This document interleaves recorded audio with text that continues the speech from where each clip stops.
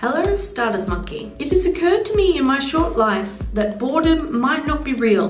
I am naturally a restless person, and it has often been to my own detriment. I have always found it hard to endure something I wasn't deeply interested in. Even if it was temporary, like a mandatory subject at university, I always felt like I'd be stuck there forever, and then it was just a waste of time. Life is too short and all of that. During a difficult time in my life, a new way of thinking emerged out of necessity. I call it turning towards. Whenever you interact with stimuli, whether that is a person or media or whatever else, you can come at it with an open mind. You can turn towards it, or you can come at it with your walls up. You can turn away from it. When you turn towards something, you deliberately and repeatedly reevaluate what you are experiencing. You look deeper and you find something to love over and over again. How do people stay in relationships with the same person for decades? I think it's because they keep turning towards their partner. They learn to adore the previously annoying bits. They keep deepening their experience of this person. They make the conscious choice to choose this person when it might just be easier to pick someone new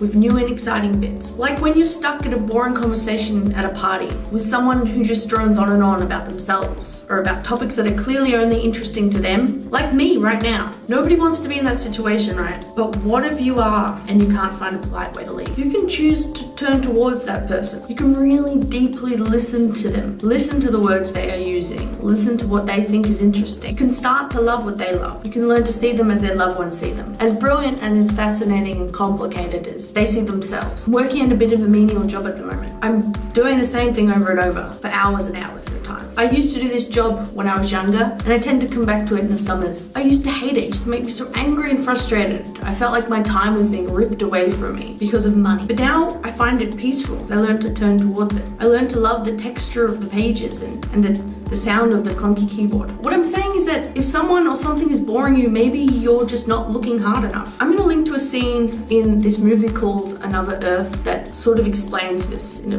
visual, beautiful way. Now, I don't think necessarily that we should continue reading boring books or crappy movies just because we think we should. But if you're stuck in traffic and there's nothing else to do, getting frustrated and bored and stressed because you might be late for work, just find something in that experience that you can turn towards. With every person that you meet, every piece of art that you come across, like a weird performance piece that you don't get or that makes you uncomfortable, or a pop song that you think is absolute trash, maybe there's more to it. Just don't dismiss anything, and especially not anyone, too easily. Maybe we don't always need to be somewhere else. This idea is something I hold very dear to me, brings me a lot of joy, and has led me to a lot of interesting places. It's what I tried to capture in my first book, Monty. So let me know what you think in the comments. I'm really interested to hear your opinions. I will see you soon. Don't forget to subscribe and like and comment and do those things that YouTube people do.